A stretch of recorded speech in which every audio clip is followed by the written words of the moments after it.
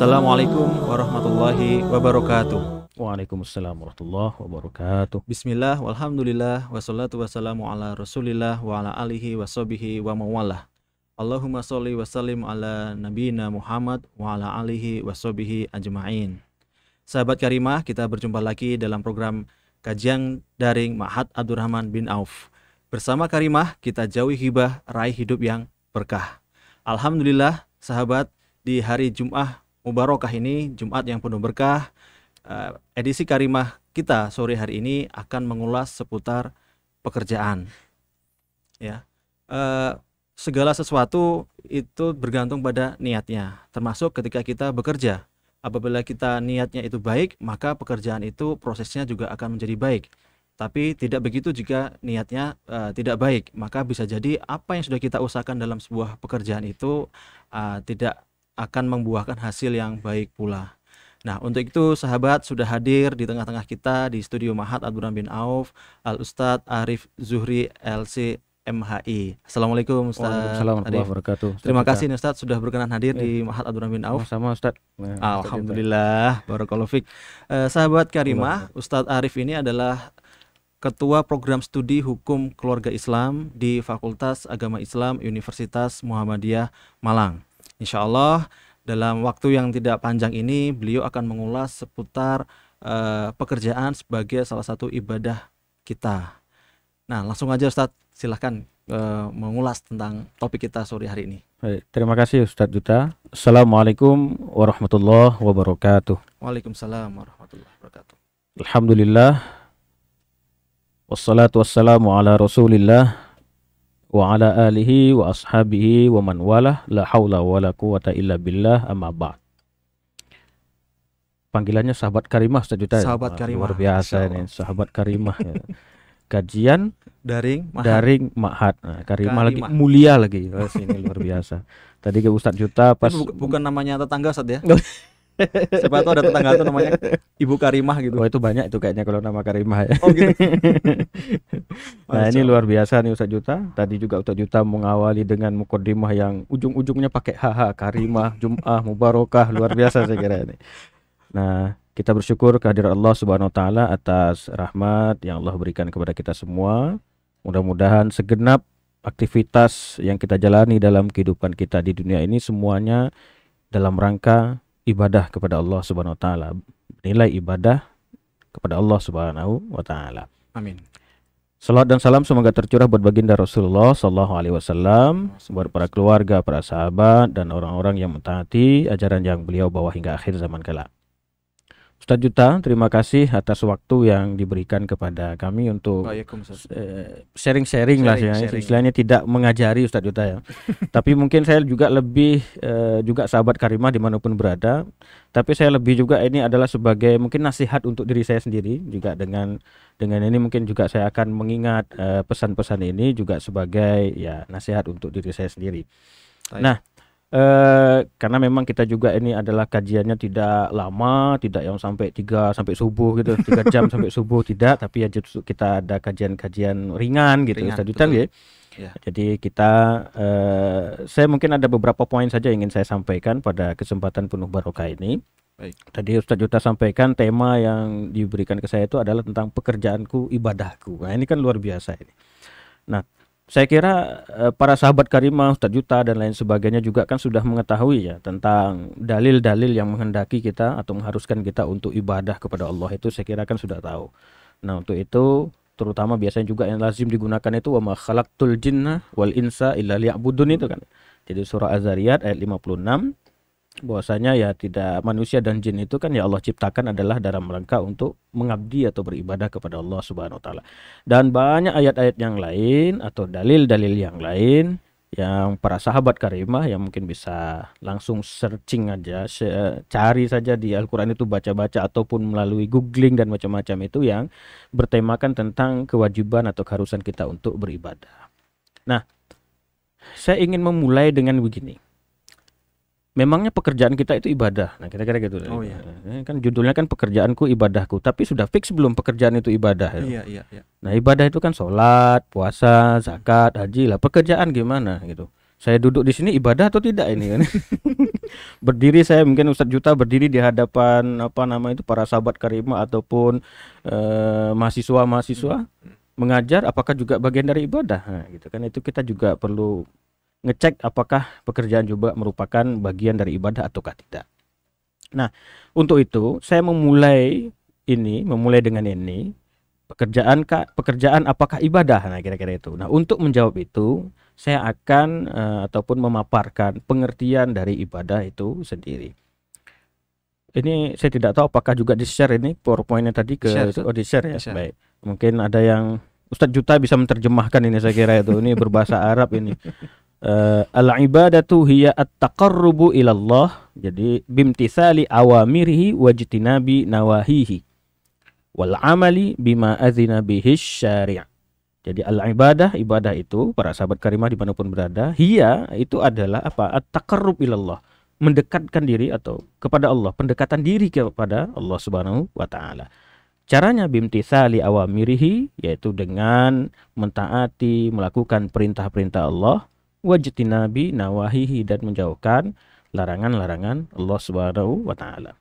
Wal amali bima adzina bihi syari', dan mengerjakan apa-apa yang Allah izinkan atau yang diizinkan oleh syariat. Wahiyya ammatun wa khassatun. Nah, kemudian ditambahkan lagi. Nah, itu pengertian ibadah itu. Sebetulnya ibadah itu adalah upaya atau usaha kita dalam rangka mendekatkan diri kepada Allah, itu ibadah. Jadi dengan melakukan perintah Allah, menjauhkan segala larangan Allah.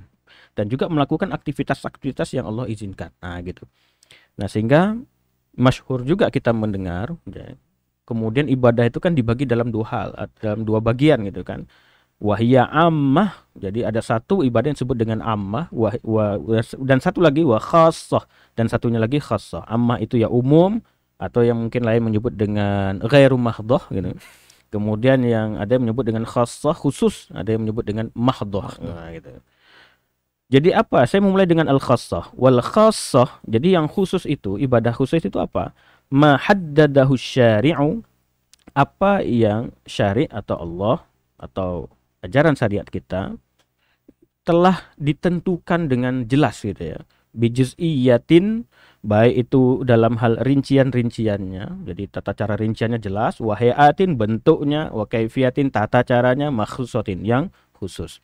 Ini sudah ada ritual yang khusus atau tata cara khusus, bentuknya khusus, dengan yang rinci-rinci detail-detailnya, bacaan apa yang harus dibaca itu pun khusus. Nah, itu misalnya sholat subuh berapa rakaat Ustadz Juta ya? Masya Allah. Oh, ini nanti ditanyakan 2 rakaat. Nah, ini kan sekarang ini kan banyak yang subha biasanya Ustadz Juta. Ya gitu ya. Jadi mungkin sewaktu-waktu kan subuh itu tepat waktu misalnya gitu kan. Merasa waduh jarang subuh misalnya gitu, ketika satu waktu subuhnya itu tepat gitu, berjamaah lagi dan seterusnya. Kemudian mungkin bisa saja muncul keinginan, waduh 2 kurang misalnya kan, 2 ini terasa kurang, 2 rakaat sholat subuh, 2 saja baik, kenapa nggak ditambah jadi 4, 6, 8 kan gitu ya. Nah, tapi apakah itu boleh? Nah, itu tentu kan karena ini merupakan ibadah yang khusus, maka itu tidak ada kebolehan terkait hal itu. Ya, kalau secara logika kan 2 memang baik, 3, 4 baik, tambah lagi baik gitu kan, secara logika iya, tapi karena ini merupakan bagian dari ibadah khusus, maka sudah ada ketentuan secara detail terkait hal itu yang kita tidak boleh untuk ya baik menambah maupun mengurangi dalam hal yang demikian itu. Nah, kalau dalam hal ini ya pekerjaan kita sifatnya ini ya tidak ada ketentuan khusus, berarti tidak masuk dalam kategori yang mahdhah ataupun yang khassah itu. Nah, kemudian yang kedua ada yang disebut tadi ammah ya, yang umum ya. Jadi ada yang juga menyebut dengan ghairu mahdhah. Ya, ghairu mahdhah itu tidak murni mungkin. Mahdhah itu kan juga bisa berarti murni ya.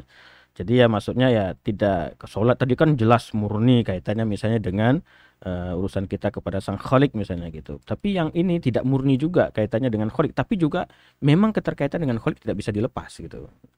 Nah, sehingga yang ammah itu, yang umum itu apa? Kullu amalin adzina bihi syari', yaitu setiap amalan, setiap aktivitas yang syari' yang Allah izinkan. Ya sudah. Nah, maka pekerjaan kita selagi pekerjaan itu diizinkan oleh Allah, maka itu merupakan bagian dari ibadah. Masya Allah. Nah, saya duduk ya, ini kan ibadah ini Ustaz Juta, insya Allah Juta juga ibadah ya, syiar kan ya. Tapi ada pekerjaan lain yang Allah tidak izinkan, itu bukan merupakan bagian dari ibadah. melakukan pekerjaan-pekerjaan misalnya korupsi, mencuri, misalnya dan lain sebagainya, jelas itu tidak diizinkan, maka itu bukan merupakan bagian dari ibadah. Nah, sehingga kita sudah tahulah kira-kira ya kedudukan pekerjaan sebagai ibadah itu pada poin mana. Ternyata ya pada pemaknaan terkait dengan ibadah itu kita mendapati bahwasanya memang pekerjaan kita itu merupakan rangkaian dari ibadah kita kepada Allah Subhanahu wa taala. Maka ketika dalam menafsirkan ayat wa ma khalaqtul jinna wal insa illa liya'budun itu kan mufassir juga banyak menyatakan bahwasanya ya semua aktivitas kita dalam kehidupan dunia ini ya dalam rangka ibadah kepada Allah Subhanahu wa taala. Itu ya Ustaz Juta ya. Nah, dengan pembagian ibadah yang saya sampaikan tadi. Nah, untuk itu karena pekerjaanku ibadahku, karena kita sudah tahu ya, jadi pekerjaan kita merupakan bagian dari ibadah. Nah, ini saya kaitkan dengan judul pekerjaanku, ibadahku. Maka kalau kita tahu bahwasanya pekerjaan kita merupakan rangkaian dari ibadah kita, maka ada prinsip-prinsip yang harus kita pegang. Prinsip-prinsip ibadah itu. Nah, ini tentu para sahabat karimah dimanapun berada, terkait dengan prinsip ini kan luas dan banyak. Cuman saya hanya mengutip beberapa, bagian poin yang barangkali mungkin bisa kita sharing pada kesempatan kali ini. Yang pertama itu ya niat karena Allah atau keikhlas ya biasanya gitu ya. Nah, segala sesuatu itu, misalnya saja sholat, di dalam Al-Quran itu Allah katakan wasta'inu bis-sabri was-shalah wa innaha lakabirah illa 'alal khashi'in. Jadi sholat itu ya bisa terasa berat, sangat berat kata Allah di situ kan lakabirah, berat. Tapi ada yang tidak merasa berat, siapa? Al-khashi'in, orang yang khusyuk. Khusyuk itu serius, segenap hati dalam melakukan sholatnya itu. Ya jadi kemana? Ya karena Tuhannya itu kan ya, karena Allah Subhanahu wa taala. Ternyata keikhlasan kita, niat kita karena Allah Subhanahu wa taala dalam melakukan aktivitas pekerjaan kita itu diantara cara kita untuk membuat pekerjaan kita itu juga menjadi ringan. Selain memang tadi ya supaya nilai dari pekerjaan kita itu bernilai ibadah dan diterima oleh Allah, gitu kan, syarat ya diterimanya ibadah itu kan ikhlas kan kita ya. Jadi supaya pekerjaan kita itu tidak sia-sia, pahala pekerjaan pekerjaan kita itu pahalanya tidak sia-sia ya, maka ya kita harus ikhlas karena Allah Subhanahu wa taala, niatkan karena Allah. Saya kira banyak dalil yang bisa kita kutip para sahabat karimah, diantaranya kan ada dalil dalam Al-Quran itu kul inna solati wa nusuki wa mahyaya wa mamati lillahi rabbil alamin. Nah, itu kan jelas itu. Katakanlah sesungguhnya solatku, ibadahku. Ada juga yang mengartikan ibadahku ini adalah pengorbananku, yang itu ya, kurban ya. Kemudian hidup dan matiku hanyalah untuk Allah Rabb semesta alam. Nah, juga dalam surah Al-Bayyinah juga kita bisa mendapatkan ayat 5 itu wa ma umiru illa liya'budullaha mukhlishina lahuddin dan seterusnya. Jadi ya kita diperintahkan untuk beribadah itu ya mukhlisin, jadi dengan ikhlas ya, dengan ikhlas. Ini prinsip agar ya tadi pekerjaan kita bernilai ibadah dan pahala dari pekerjaan kita itu makbul indallah atau diterima di sisi Allah Subhanahu wa taala, maka ya hati itu memang harus kita tata betul. Tapi ini berat memang sejuta, bukan pekerjaan yang ringan itu menata hati itu. Tapi ya lagi-lagi memang kita berupayalah semampu kita memang untuk menata hati kita dalam segala aktivitas kita itu tadi.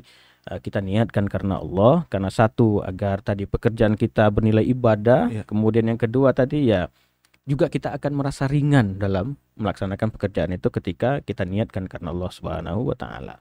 Masya Allah. Itu yang pertama prinsipnya. Yang kedua, yang ini kalau dalam secara umum pun ya harus sesuai tuntunan agama kan. Prinsip yang kedua itu kan ya. Ya kalau dalam ibadah mahdhah itu sering juga disebut dengan ittiba' ar-rasul. Jadi mengikuti petunjuk Rasulullah sallallahu alaihi wasallam. Nah, kalau kita kaitkan dengan pekerjaan yang tadi memang kaitannya dengan urusannya bukan ibadah yang murni atau ibadah yang khusus, karena ini memang kaitannya dengan ibadah yang istilahnya umum, ya kaitannya tidak ada tata cara khusus yang ditentukan oleh agama kita. Ya tata cara saya duduk misalnya kan ya, apakah harus di kursi, berapa kali duduk, itu kan tidak ditentukan secara rinci detail oleh agama. Tetapi kan ada nilai-nilai ajaran Islam yang harus kita pegang gitu. Iya. Makanya harus sesuai dengan tuntunan agama. Hmm. Misalnya dalam bekerja tidak boleh zalim misalnya. Maka ketika kita bekerja ada hak-hak orang lain yang kita ambil, itu kita zalim dengan pekerjaan itu misalnya. Iya, Itu iya, kan iya. merupakan berarti kita belum bisa menjadikan pekerjaan kita sebagai rangkaian dari ibadah Ibadah. itu, karena prinsip dari ibadah itu ya harus sesuai tuntunan agama. Kemudian ada juga dalam pekerjaan kadang-kadang kan ya sedikit ada dalam tanda kutip saja ya bohong-bohong lah gitu ya misalnya kan gitu ya. Nah, ada kebohongan yang dilakukan, kecurangan yang dilakukan dan lain sebagainya, yang kemudian ini tidak sesuai dengan prinsip-prinsip dasar dari ajaran agama Islam itu sendiri. Iya. Nah, tentu berarti pekerjaan itu tidak menjadi rangkaian dari ibadah akhirnya.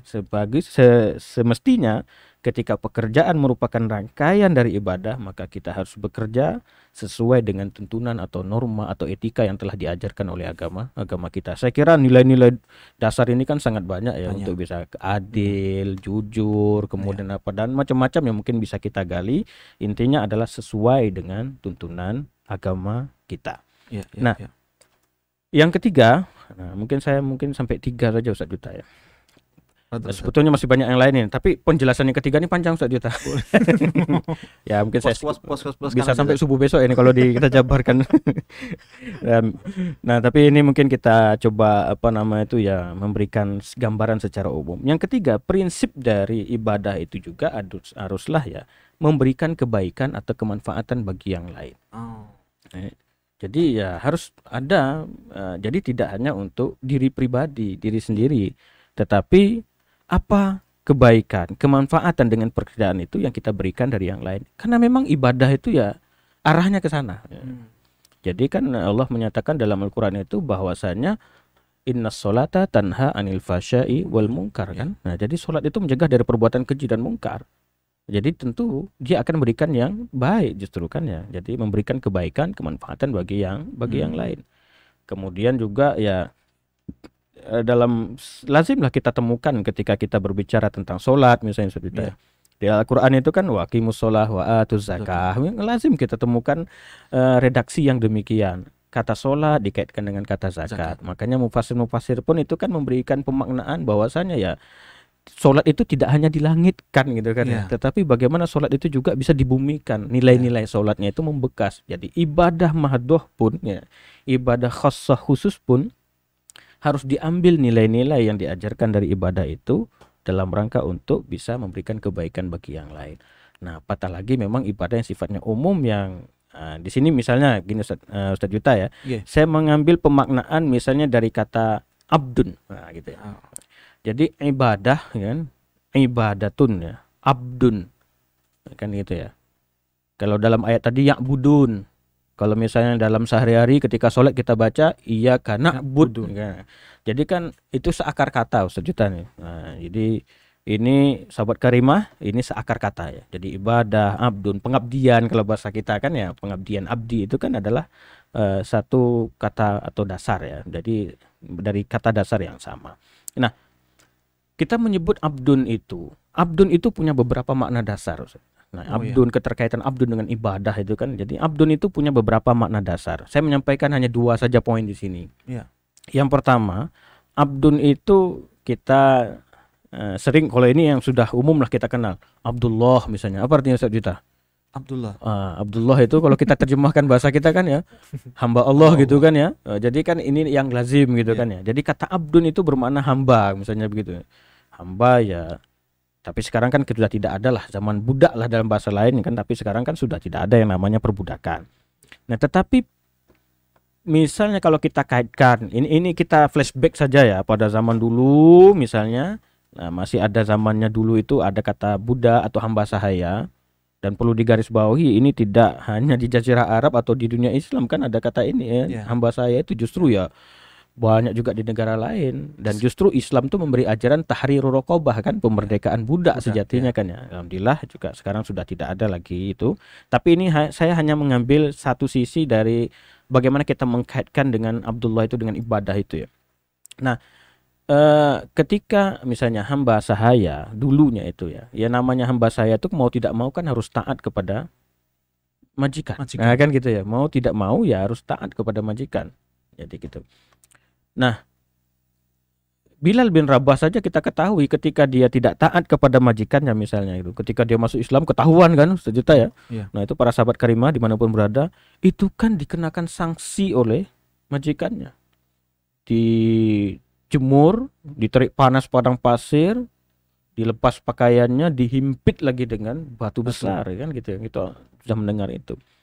Dan itulah biasa-biasa saja menurut ya tradisi perbudakan itu. Ya memang majikan punya hak untuk itu gitu istilahnya begitu ya. Punya hak untuk itu. Nah, sehingga kaitannya kalau seandainya ya artinya ya budak itu tidak boleh menolak perintah majikan dalam tanda kutip ya. Nah, kaitannya kita sebagai Abdullah ya, kita ini hambanya Allah, mau tidak mau, suka tidak suka ya kita harus memiliki atau mengedepankan ketaatan kepada Allah Subhanahu wa taala.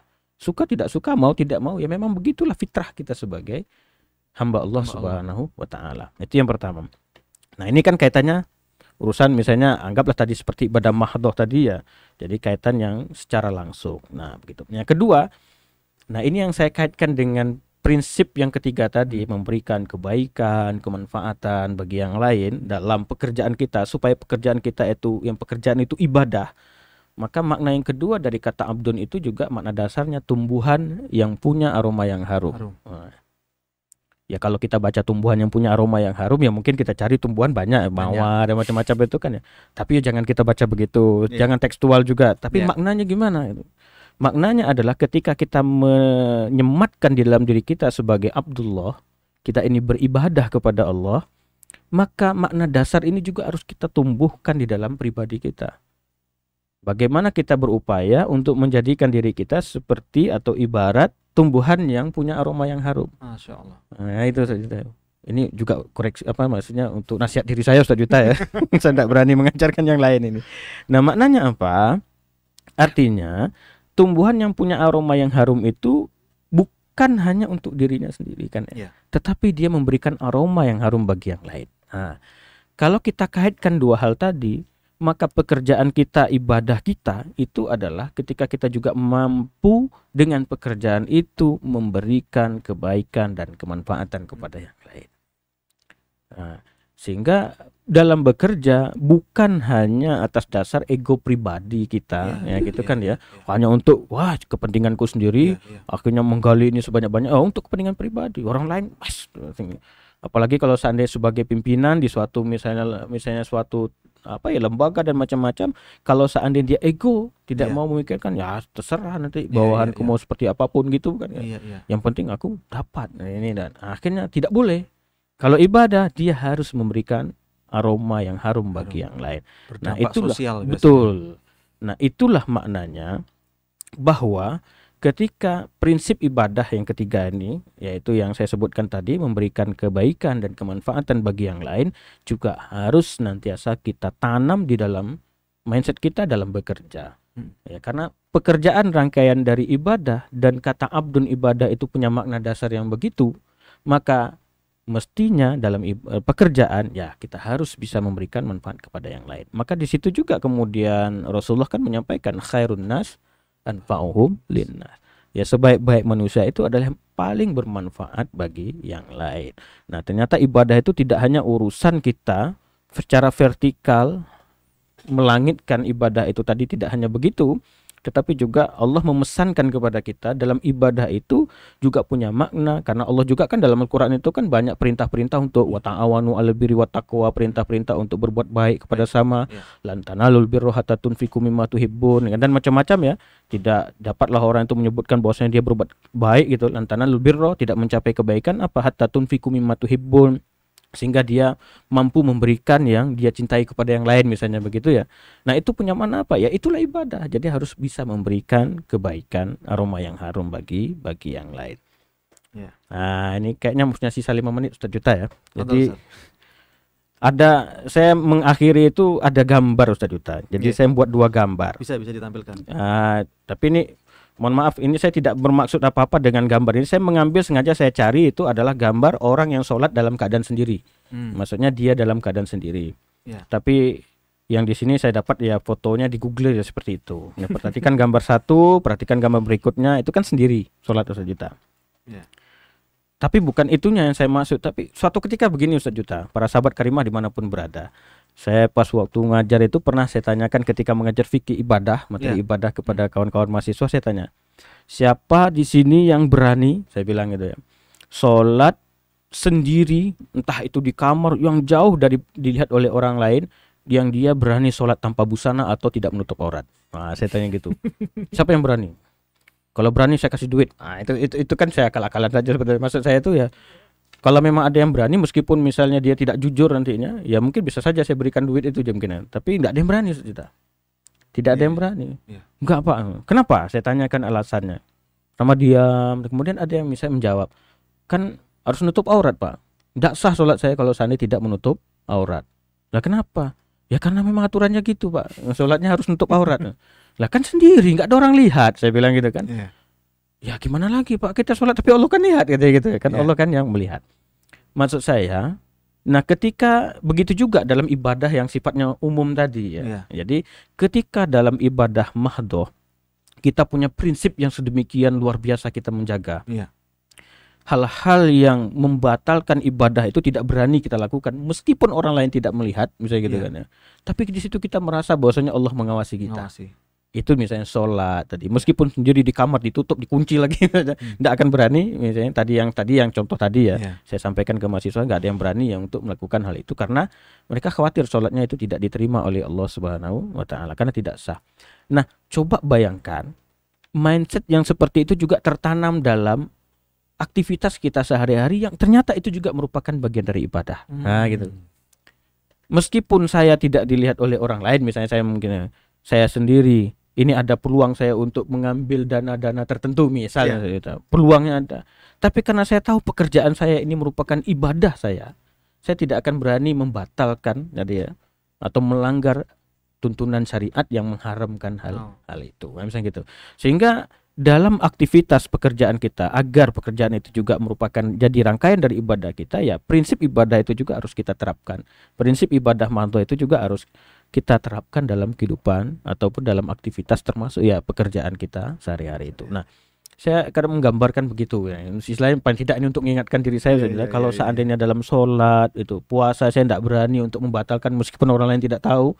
Ya, kalau seandainya itu kemudian saya istilahnya itu amalkan, terapkan juga di dalam pekerjaan saya, tentu itu insya Allah ya, kalau ketika hal itu kemudian dilakukan oleh banyak orang, saya kira yang namanya korupsi itu tidak terjadi, karena khawatir kan, meskipun orang lain tidak lihat, zalim kepada yang lain, zalim kepada bawahannya, dan macam-macam, ataupun menipu atasannya dan lain sebagainya, itu tidak akan terjadi, dan dia justru akan memberikan yang terbaik, berupaya memberikan harum bagi yang lain.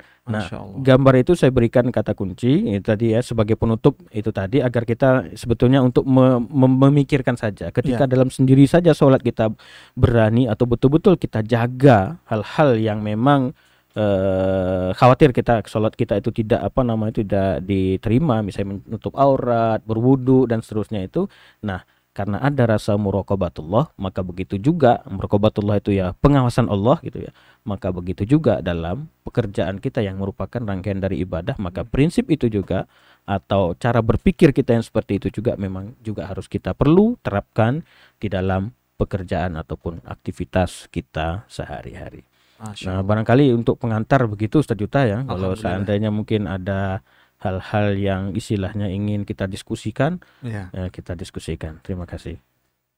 Alhamdulillah, ini tadi yang komentar di Facebook belum ada, Ustaz. Oh, alhamdulillah kalau belum ada. Saya juga deg-degan kalau ada nih Ustaz Juta. Mungkin satu dari saya Ustaz, sebelum ditutup. Baik, silakan Ustaz Juta. Tadi sudah dijelaskan tentang 3 prinsip dalam bekerja. Kalau kita menganggap pekerjaan itu adalah sebuah ibadah. Dalam menjalankan ibadah itu kan sejalan dengan iman Ustaz ya, fluktuatif. Naik turun gitu. Menjaga bahwa semangat pekerjaan kita itu adalah sebagai ibadah, itu mungkin ada kiat atau tips dari antum Ustaz. Nah, ini juga kiat motivasi buat kita, sharing Ini motivasi buat saya mungkin Ustaz. Ya, misalnya kita sedang demotivasi mungkin Ustaz ya. Motivasi turun, biarin lah, mungkin dalam kondisi-kondisi tertentu kepepet kita, kebutuhan sedang banyak tetapi pemasukan sangat mepet gitu. Ya. Oh, ini istilah yang luar biasa, ya kan? Nah, mungkin ada kiat-kiat yang bisa di-share ke sahabat Karimah semua. Baik, sahabat Karimah dimanapun berada, tapi lagi-lagi mungkin ini saya juga sebagai nasihat bagi diri saya sendiri. Kalau terkait dengan tips, trik ataupun kiat-kiat, saya kira kan mungkin masing-masing orang punya tips, trik ataupun kiat yang berbeda ya. Tetapi ini mungkin secara gambaran secara umum. Jadi kan yang juga tadi Ustadz Yuta sampaikan, al-imanu yazidu wa yanqus kan ya. Jadi iman itu ya kadang naik ya kadang turun, memang ya begitu. Ya bagaimana iman itu bisa bertambah? Jadi iman itu ternyata bertambah dengan ketaatan kepada bitaatillah kan ya. Jadi bertambah dia karena ketaatan kepada Allah. Yang kedua, dia akan turun. Kenapa dia turun ya? Karena ada maksiatillah itu tadi, maksiat kepada Allah. Maka kiat yang pertama ya agar tadi itu terus ada motivasi kita baik dalam pekerjaan kita, ya senantiasa kita juga menjaga ketaatan-ketaatan lainnya kepada Allah Subhanahu wa taala. Ya tadilah mungkin dengan sholat, ibadah-ibadah mahdoh itu, kemudian ya wudhu juga merupakan bagian. Mungkin kalau seandainya kita mungkin agak emosi misalnya dalam kita supaya nanti tidak jatuh, coba kita berwudhu atau coba berzikir dan lain sebagainya yang membawa kita kepada ketaatan kepada Allah Subhanahu wa taala. Itu yang pertama. Yang kedua, saya kira juga hal yang lazim juga disebutkan oleh para ulama diantaranya adalah yaitu ya menciptakan lingkungan ataupun berada pada lingkungan yang tepat pula gitu ya. Jadi ya namanya kadang kita juga kan terpengaruh lingkungan. Kalau tidak kuat itu bisa terpengaruh pada lingkungan. Nah sehingga cobalah berada pada lingkungan. Nah ketika memang tadi agak terasa turun, misalnya gitu, coba mencari lingkungan yang memang itu bisa kemudian memotivasi kita kembali. Nah gitu ya, paling tidak kalau tidak dengan lingkungan ya mungkin kita coba sekarang kan akses kita untuk mendapatkan pengetahuan itu kan sudah terbuka luar biasa dalam genggaman tangan sejuta ya. Carilah motivasi di YouTube itu, jangan yang di YouTube itu yang ditonton yang kemudian justru malah nambah lagi maksiat gitu ya. Ada manfaat. Ini kan ibarat pisau ya tergantung kita gunakan. Baik kita gunakan ya baik yang kita dapat. Nah sehingga perumpamaannya itu ya teman itu juga kan akan bisa mempengaruhi kepada diri kita. Itu bisa saja terjadi hal seperti itu. Nah sehingga bersahabatlah atau mencarilah lingkungan atau coba mencari lingkungan yang bisa juga akan memotivasi kita dalam bekerja. Nah ini diantaranya kiat yang kedua adalah mencari lingkungan yang memang itu juga akan memotivasi kita untuk giat bekerja. Nah kalau seandainya tidak lingkungan kita misalnya sulit misalnya mencari orang baik, jadilah orang baik. Jadilah orang baik agar orang lain juga bisa kita pengaruhi. Memang saya kira mungkin untuk motivasi lainnya juga mungkin bisa banyak cara ya agar dalam bekerja itu ya mungkin kita mengingat orang tua kita, bisa jadi mungkin sebagai salah satu cara kita termotivasi agar misalnya bekerja kita itu semakin baik. Ingatlah kemudian mungkin orang-orang yang misalnya yang berada di bawah kita, betapa beruntungnya kita mungkin memiliki pekerjaan yang seperti ini. Kadang kan ada orang mengeluh saja, aduh ya Allah gini-gini saja nasib gitu. Tapi janganlah kadang begitu kan. Itu akhirnya kan melemahkan motivasi. Kadang bekerja pun jadi semangat bekerja jadi luntur kan. Betul. Nah, akhirnya gimana caranya? Ya itu tadilah. Di antaranya kita coba melihat orang yang lebih rendah dari kita. Betapa beruntungnya kita ketika memang kita mencoba membandingkan dengan orang yang mungkin berada lebih rendah dari kita. Yang dengan itu mudah-mudahan kita mampu termotivasi lagi untuk tetap giat dalam bekerja. Yang ketiga ya yang berikutnya, yang keempat mungkin ya. Yang keempat ya giat tadi adalah bahwasannya kita juga dipesan oleh agama kita agar menggenggam dunia kan ya. Jadi kan ya juga ya itu wabtaghi fima ataqal darul akhirah wala tansa nasibaka minad dunya. Memang pekerjaan itu urusan duniawi. Yang betul. Tetapi kita juga Allah wala tansa nasibaka minad dunya, kata Allah, jangan lupa nasibmu di dunia. Karena apa yang kau lakukan di dunia itu juga akan kita bawa ke akhirat kelak gitu ya. Nah, paling tidak memotivasi diri kita dalam bekerja. Semakin kita baik bekerja, kemudian semakin fase ataupun tingkatan-tingkatan tertentu kita dapatkan. Wah, kalau aku begini nanti dapat ini, dapat begini, dapat gini. Dengan itu kita insya Allah akan bisa membantu lebih banyak kepada sesama. Ya namanya juga kita ibadah mahdoh pun butuh biaya kan ya. saya harus nutup aurat kan ya berarti pakai duit Iya, kan iya. ya, beli baju dan jadi harus ada motivasi itu juga Iya, seperti duniawi itu, tapi dalam rangka apa? Dalam rangka untuk kemanfaatan Manfaatan bagi tadi. yang lain. Ya Masya mungkin Allah. kiat-kiat saya ini tidak sebegitu indah Ustaz Juta ya. Tapi Mungkin lumayan yang menginspirasi Ustaz. ya mungkin yang lain mungkin lebih punya kiat-kiat yang indah, mungkin bisa di-share nanti komen-komentar di Facebooknya gitu Iya, Ustaz Juta ya, juga untuk kita berbagi kiat ataupun berbagi pengalaman itu sendiri Ustaz Juta. Alhamdulillah. Barakallahu fiik, jazakumullah Allah khair, Ustaz. barik fikum insyaallah Ustaz. Masukannya, motivasinya, sharing pengetahuannya tadi, Insyaallah. juga yang terakhir tips-tipsnya tadi pada Wah, sahabat karimah semua, pada kita semua, mudah-mudahan membawa manfaat bagi kita semua ya di Jumat penuh berkah ini. Mudah-mudahan ilmu yang disampaikan oleh Ustadz Arif bisa memberi manfaat, membawa keberkahan dalam segala aktivitas kita semua sehari-hari. Kita cukupkan Ustadz sampai terima di sini kasih. dulu. Terima kasih sudah mau hadir. Terima kasih Mudah-mudahan juga. tidak kapok Ustadz ya. Insyaallah tidak. Insyaallah. Yang berikutnya mungkin dengan topik yang lain atau kita lanjutkan dengan Oh, topik yang sama. boleh. Siap. Insyaallah. Insyaallah. Jika memang tidak berbenturan dengan agenda lain, insyaallah siap. Alhamdulillah. Saya mohon maaf kemarin kan kita agendakan hari Rabu sejuta Hari ya. Rabu, Tapi nih, kebetulan waktu Rabu itu saya ada kegiatan yang memang harus ikut serta di situ. Alhamdulillah juga ternyata bisa di hari Jumat. Akhirnya Alhamdulillah. kita dapat Selama kita waktu. ikhlas insyaallah ringan saja. Insyaallah. Saya juga terima kasih pada Ustadz Juta dan juga kepada sahabat karimah dimanapun berada, dan mungkin sebelum ditutup oleh Ustadz Juta saya juga istilahnya mohon maaf jika ada hal-hal yang mungkin dalam penyampaian saya ada yang hal-hal yang kurang berkenan atau hal-hal yang kurang tepat mungkin menurut para sahabat karimah dimanapun berada. Jika ada hal yang baik mohon itu diambil itu ya. Kalau ada hal-hal yang tidak baik ya saya diingatkan supaya juga nanti saya bisa memperbaiki diri. Terima kasih Ustadz Juta. Terima kasih sahabat karimah. Baik sahabat, itu tadi perjumpaan kita pada sore hari ini. Mudah-mudahan kita semua bisa mengambil manfaat, mengambil ilmu yang baik dari narasumber kita pada sore hari ini. Jangan lupa terus simak program Karimah, sepekan 2 kali tayang. Jika tidak bisa menyimak live, bisa langsung geser ke channel YouTube di Ma'had Abdurrahman bin Auf. Dari kami, mohon maaf bila ada kekurangan dalam program ini. Kami ucapkan terima kasih pada Ustadz Arif sekali lagi, dan juga pada tim Karimah yang bertugas pada sore hari ini. Kita tutup dengan lafal hamdalah. Alhamdulillahirabbil alamin. Billahi taufik wal hidayah. Wassalamualaikum warahmatullahi wabarakatuh. Waalaikumsalam warahmatullahi wabarakatuh. Syukran.